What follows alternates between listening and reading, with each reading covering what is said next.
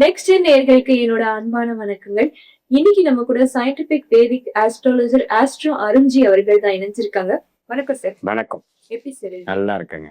நான் பொதுவாவே ஆஸ்ட்ராலஜி பேசும்போது எல்லாரும் ஆஸ்ட்ராலஜர்னு சொல்லிதான் பழக்கம். இன்னைக்கு சயின்டிபிக் வேதிக் ஆஸ்ட்ராலஜர்னு சொல்றேன். இதுக்கு என்ன சார் வித்தியாசம்? கண்டிப்பாங்க. இப்ப பாத்தீங்கன்னா, இந்திய வேத ஜோதிடம் என்று சொல்லப்படுகிற அந்த அற்புதமான ஒரு சாஸ்திரம் பாத்தீங்கன்னா, மிகவும் ஒரு அறிவியல் சார்ந்த ஒரு சாஸ்திரம் தான். அதாவது வானவெளியிலிருந்து தான் நமக்கு ஜோதிடமே வந்தது. ஆனா காலப்போக்குல பாத்தீங்கன்னா, நெறைய பரிகாரங்கள், அருள்வாக்கு சொல்ற மாரி சில விஷயங்கள், அதெல்லாம் கொஞ்சம் ஆட் ஆயிருச்சு.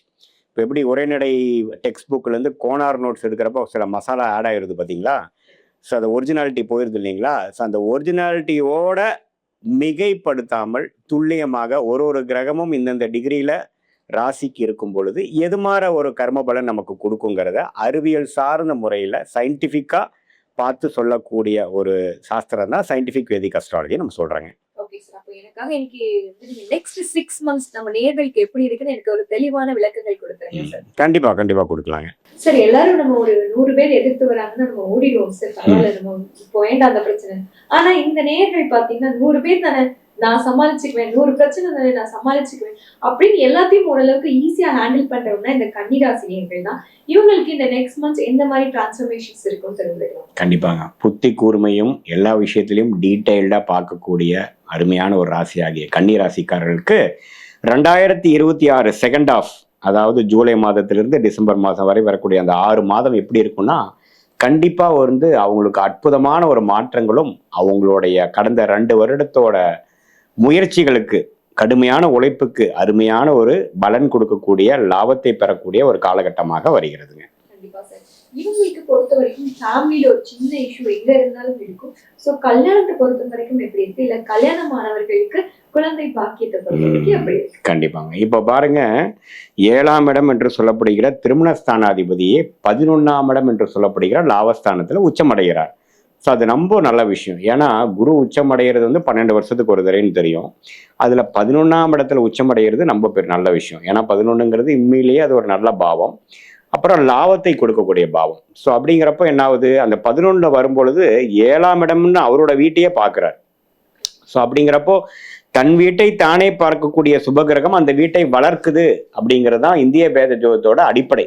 சயின்டிபிக் வேதிக் அஸ்ட்ராலஜியோட விஷயம் என்னன்னா, சுபகிரகம் அதோட ஓன் வீட்டை பார்க்கறது, அதை வளர்க்குது. பாவகிரகம் அதோட வீடா இருந்தாலும் அந்த வீட்டை பார்த்தால் கெடுக்கும், அதை குறைக்கும் அப்படிங்கிறதா அர்த்தம்.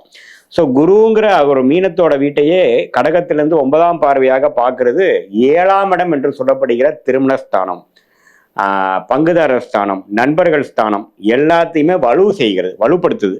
ஸோ வலுப்படுத்துறப்ப என்ன ஆகும், திருமணம் ஆகாதவங்களுக்கு திருமணம் நடக்கும். திருமணத்துல சில பிரச்சனைகள் போயிட்டு இருந்தது, அது பேச்சப் ஆகும். புதிய பங்குதாரர்கள், புதிய நண்பர்கள், சோசியல் லைஃபை இம்ப்ரூவ் ஆகும். அதே சமயத்துல 11ஆம் இடத்துல பார்த்து 5ஆம் இடத்தை பார்க்கிறார். 5ஆம் இடங்கிறது புத்திரஸ்தானம். ஸோ கடந்த 2 வருஷமா 3 வருஷமா கல்யாணம் ஆகி 3 வருஷம் ஆகி நிறைய பேர் கேட்க ஆரம்பிச்சிட்டாங்க. இப்போ எங்களுக்கு குழந்தை இல்லாமல் இருக்கிறவங்க டக்குன்னு ஒரு பிளசன்ட் சர்ப்ரைஸாக குழந்தை உண்டாகிறது. அது மாதிரி ஒரு மனசு குளிர்ச்சி அடையிற மாதிரி, மகிழ்ச்சி அடையிற மாதிரி, உச்சி குளிர்ற மாதிரி விஷயங்கள் நடக்கிறது தான் 11ஆம் இடத்துல வரக்கூடிய குரு. அந்த டைம்ல நம்ம என்ன பண்ணுவோம், எல்லாத்துக்கும் கூப்பிட்டு ஒரு ஃபங்க்ஷன் வைப்போம், வளகாப்பு வைப்போம், ஒரு திருமணம் ஃபங்க்ஷன் கூப்பிடுவோம், ஒரு ரிசப்ஷன், ஒரு வரவேற்பு வைப்போம். அதே மாதிரி ஒரு சில பேர்த்துக்கு பார்த்தீங்கன்னா புதிய வீடு கட்டி போகக்கூடிய அமைப்புகள், அது மாதிரி எல்லா சுப விஷயங்களும் நல்லா நடக்கக்கூடிய ஒரு காலகட்டமாக இந்த காலகட்டம் வருதுங்க. கல்யாணம் சொல்லிட்டீங்க, குழந்தை பாக்கியம் எல்லாமே இருக்குன்னு சொல்லிட்டீங்க. இதுக்கு முன்னாடி ஒரு விஷயம் இருக்கும், காதல். கொஞ்சம் காதல் தள்ளி தள்ளி போகும். சோ காதல் இருக்கு எப்படி? கண்டிப்பாங்க. இப்போ ராகு 6ஆம் இடத்துல இருந்து 5ஆம் இடத்துக்கு செப்டம்பர் அதுக்கப்புறம் ராகு வருகிறார். அதே சமயத்துல கேது 11ஆம் இடத்துல போய் குருவோட சேர்றார். இந்த 5ஆம் இடங்கிற காதல் பாவத்துல குரு பார்வை பெற்று ராகுங்கிற ஒரு அந்நிய கிரகம் இருக்கும் பொழுது காதல் விஷயங்கள், அது கொஞ்சம் கலப்பு காதல், அது மாதிரி விஷயங்கள வரக்கூடிய அமைப்புகள் கண்டிப்பாக உண்டு. அது குருவின் பார்வையும் 7ஆம் இடம் பெறுவதனால ஒரு 6 மாசம் 1 இயர் தான் பழகணும். அப்புறம் வீட்டில் சொன்னோம், வீட்லேயும் ஒத்துக்கிட்டாங்க. ஏன்னா அவங்களுக்கும் நாங்களை பிடிச்சிருச்சு, 2 ஃபேமிலிக்கும் பிடிச்சிருச்சுங்கிற மாதிரி எல்லாமே ஒரு மேஜிக் மாதிரி. இந்த மாதிரி எந்த விஷயமும் 2 வருஷத்துக்கு முன்னாடி எங்களுக்கு நடக்கல. திடீர்னு சந்திச்சோம், 1 வருஷம் தான் பழகணும், இப்போ கல்யாணம்னு நிற்குது அப்படிங்கிற அளவுக்கு ஒரு நல்ல விஷயங்கள், சுப விஷயங்கள் அருமையாக நடக்கக்கூடிய, காதல் கைகூடக்கூடிய விஷயங்களாக வருகிறது. ஸ்டூடெண்ட்ஸ் பொறுத்த வரைக்கும் அப்ராட் போகணும்னு ஆசை இருக்கும். இல்ல எனக்கு பிடிச்ச ப்ரொஃபஷன் இது, ஆனா பேரண்ட்ஸ் வந்து இதை எடுக்க சொல்றாங்க, சோ எடுக்கலாமாங்கிற டவுட்ஸ்லாம் இருக்கும். சோ அவங்களுக்கு என்ன சார் சொல்றீங்க? கண்டிப்பா அப்ராட் போற விஷயங்களும் கண்டிப்பாக உண்டு.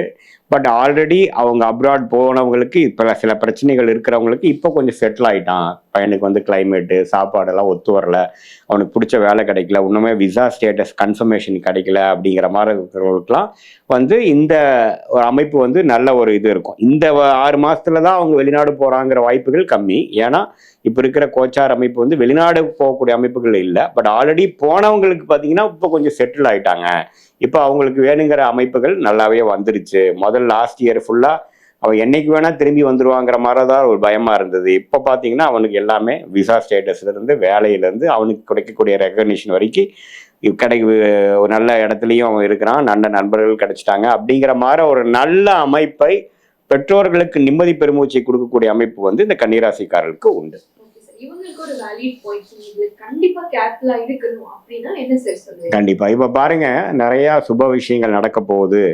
குழந்தை பேரு விஷயம் காரணமாக, திருமணம் விஷயம் காரணமாக, ஒரு புது வீடு வாங்குறோம், ஒரு கட்டுறோம் அப்படிங்கிறப்ப பார்த்தீங்கன்னா அதுக்கு வந்து நிறைய செலவு பண்ணி ஒரு வீடு புண்ணியாச்சனை பண்ணி எல்லாத்தையும் கூப்பிட்டு சாப்பாடு போட்டுங்கிற ஒரு திருப்தி எல்லாத்தையும் கொடுக்கக்கூடிய அமைப்புகள் இருக்கு.